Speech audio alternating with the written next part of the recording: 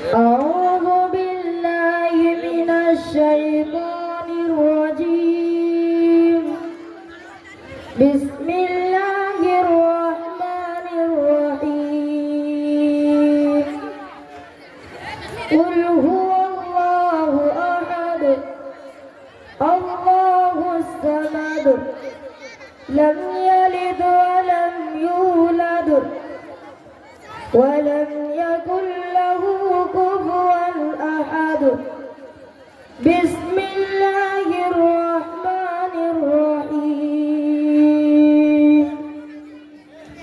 قل أعوذ برب الفلق من شر ما خلق ومن شر غاسق إذا وقب ومن شر النفاثات في العقد ومن شر حاسد إذا حسد. بسم الله الرحمن الرحيم.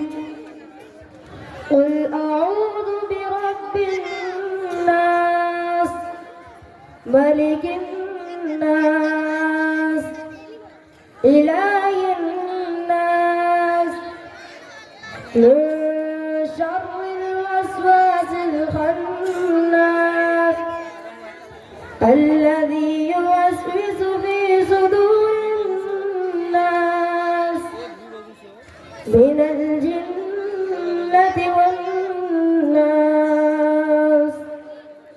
بسم الله الرحمن الرحيم.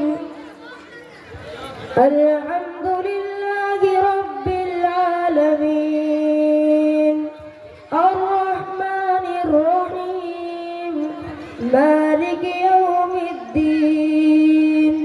إياك نعبد وإياك نستعين. اهدنا الصراط المستقيم صراط الذين أنعمت عليهم غير المغضوب عليهم ولا الضالين.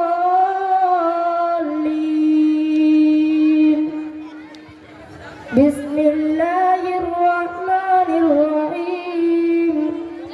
ألف لام ميم. ذلك الكتاب لا ريب فيه هدى للمتقين الذين يؤمنون بالغيب ويقيمون الصلاة ومما رزقناهم ينفقون والذين يؤمنون بما أنزل إليك وما أنزل من قبلك وبالآخرة هم يوقنون. أولئك على هدى من ربهم وأولئك هم المفلحون. بسم الله الرحمن الرحيم.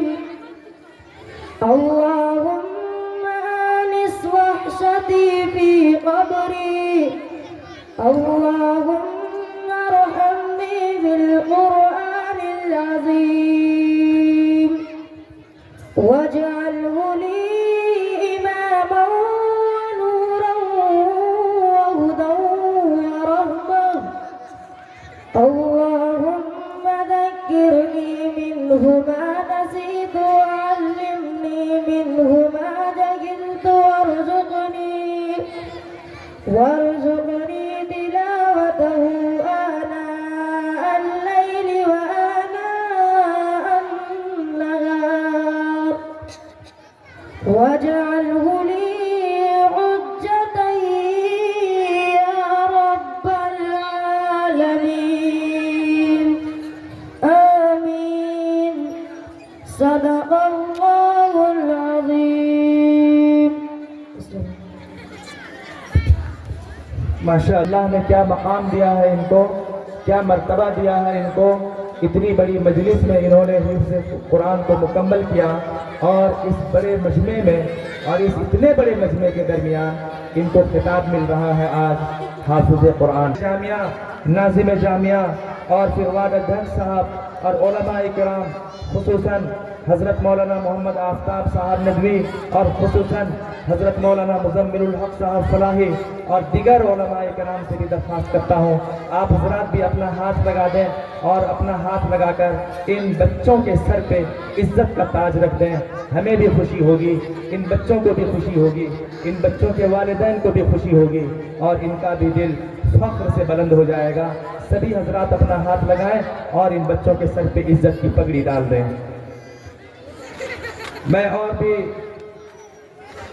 بھائیوں سے اور علماء سے درخواست کرتا ہوں آپ حضرات وسعت کے مطابق اور گنجائش کے مطابق برادر عزیز اور میرے پیارے دوست جناب آصف فلاحی صاحب سے بھی میں درخواست کرتا ہوں آپ بھی تشریف لائیں اور اسٹیج پر تشریف فرما تمام ہی علماء کرام اور تمام ہی بزرگوں سے درخواست کروں گا آپ حضرات بھی اپنا ہاتھ لگا کر ان بچوں کے سر پہ عزت کا تاج رکھ دیں۔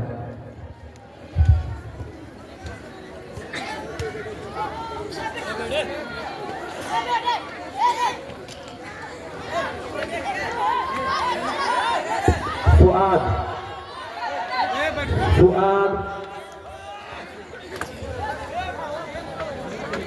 بچوں آپ بڑے ہوشیار ہیں، آپ اپنی جگہ بیٹھ جائیں۔